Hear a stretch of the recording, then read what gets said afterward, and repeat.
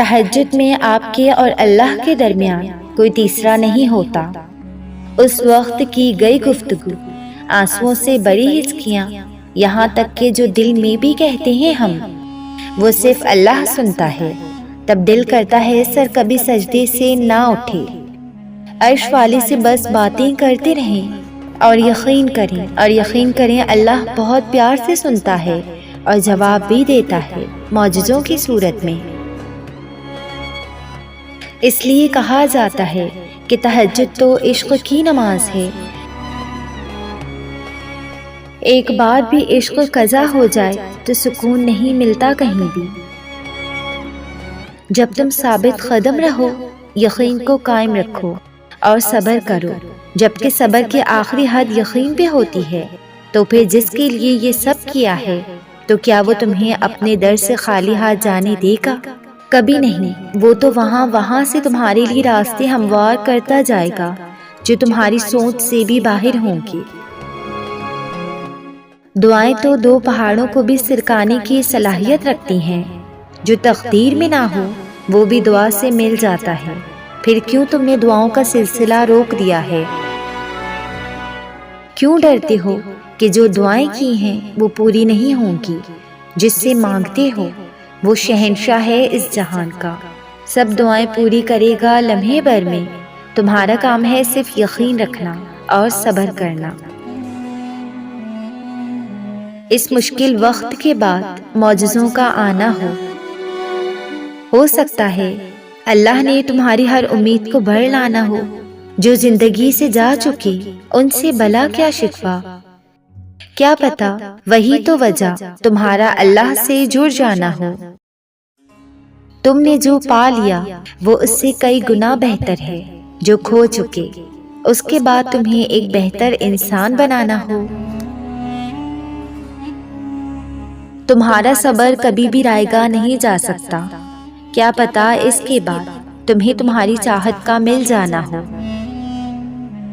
دیکھو اس طرح مایوس نہ ہو جایا کرو، کیا پتا اس عارضی تکلیف کے بعد ڈھیروں خوشیوں کا آنا ہو۔ جب اللہ نے نوازنا ہوتا ہے تو ہاتھ خود بخود دعا کے لیے اٹھنے لگتے ہیں، سر سجدے میں خود جھکنے لگتے ہیں، دعاؤں میں آنکھوں سے آنسو خود ہی بہنے لگتے ہیں۔ وہ اپنے بندے کو آزمائش میں ڈال کر وہاں سے راستے نکالتا ہے جہاں سے انسان بالکل نا امید ہو جاتا ہے۔ وہ اپنے بندے کو ہمیشہ تڑپتا ہوا نہیں چھوڑتا، بس اسے صبر کرنا سکھاتا ہے، کیونکہ ہر چیز کا ایک مناسب وقت ہوتا ہے۔ کوئی بھی چیز وقت سے پہلے ہمارے لیے کیسے بہتر ہو سکتی ہے؟ تو اگر سب کچھ چھوڑ دیا جائے تو اس کے فیصلوں پر بھروسہ رکھو، وہ تمہاری ہر چاہت پوری کرنے پر قادر ہے۔ اللہ کو ہماری نمازوں کی ضرورت نہیں، اس کے آگے سجدہ کرنے والے لاتعداد فرشتے ہیں۔ اس نے ہمیں سجدے کا حکم اس لیے دیا کیونکہ اس سے پتا تھا کہ ہمیں اس کی کتنی ضرورت ہوگی، اور ہمیں جب بھی ضرورت پڑتی ہے تو گر جاتے ہیں سجدے میں۔ اور کبھی میں سوچتی ہوں کہ اگر ہمیں اللہ اپنے آگے سجدہ ریز ہونے کا نہیں کہتا تو ہم کہاں جاتے، کیا ہوتا ہمارا؟ اور ہم تو اس کے آگے جھک بھی نہیں سکتے اگر وہ نہ چاہے۔ خدا ہی انسان کو ایسی جگہ لاتا ہے جہاں آ کر وہ بے بس ہو جاتا ہے، جہاں اس کی مدد وہ لوگ بھی نہیں کرتے جو کہنے کو ہمدرد ہوتے ہیں، اپنا ہونے کا دعویٰ کرتے ہیں، خون کے رشتے ہونے کا حق جتاتے ہیں۔ یہی وہ جگہ ہے جہاں خدا انسان کو اس کی اصل حقیقت سے روشناس کروا دیتا ہے، ہر رشتے کی اصلیت واضح کر دیتا ہے، اور پھر پوچھتا ہے کہ بتا میرے سوا کون ہے تیرا؟ اپنا جو تجھے سمجھے، تیرے دکھوں کا مداوا کر سکے۔ ہاں، وہ رب ہی ہے جو انسان کا ہاتھ تھام کر اس کو سیدھی راہ پر لاتا ہے، کیونکہ وہ خدا ہے جو انسان کا ہاتھ کبھی بھی کسی بھی حال میں نہیں چھوڑتا، جو اپنے بندوں کے آنسوؤں کو رائے گاہ نہیں جانے دیتا۔ وہ رب بن کہے سب سن لیتا ہے، وہ رب ہی تو سب کچھ ہے، باقی سب رشتے وقتی ہیں، فانی ہیں۔ رب سے رشتہ ہی تو باقی ہے اور ہمیشہ رہنے والا ہے۔ وقت لگتا ہے مگر یہ بھی سچ ہے کہ وقت گزر جاتا ہے، کوئی ساتھ چلے یا نہ چلے، کوئی اپنا بنے یا نہ بنے، اللہ ہی تمہارا سب سے بڑا کارساز ہے، اور یہ دنیا تو نہ تم سے کچھ لے سکتی ہے اور نہ تمہیں کچھ دے سکتی ہے۔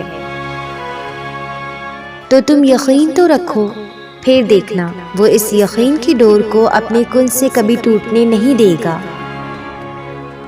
کسی کے جانے سے ایک بار تو شاخ ہلتی ہے اور اتنی زور سے ہلتی ہے کہ آپ کا اپنا توازن قائم رکھنے میں تھوڑا وقت لگتا ہے۔ بس آپ کے پاؤں مضبوطی سے جمے ہوں شاخ پہ اور پر پھڑپھڑاتے رہیں تو توازن قائم ہو ہی جاتا ہے، اور اگر آپ کا بھی دھیان نہ ہو تو جانے والا آپ کو بھی اس شاخ کو چھوڑنے پہ مجبور کر دیتا ہے۔ اتنی زور سے ہلتی ہے کہ آپ کو اڑنا ہی پڑتا ہے۔ جسے اللہ پاک نے جوڑا ہو اسے کوئی توڑ نہیں سکتا۔ جس آنکھ نے تشکر کے آنسو بہائے ہوں اسے غم زیادہ دیر رلا نہیں سکتا۔ جس دل نے اللہ پاک پر توکل کرنا سیکھ لیا ہو اسے پھر ماضی کے اندھیرے اور مستقبل کے خوف نہیں ستاتے۔ جس نے یہ مان لیا ہو کہ اللہ پاک ہی ہنساتے ہیں اور وہی رلاتے ہیں، تو پھر اسے لوگوں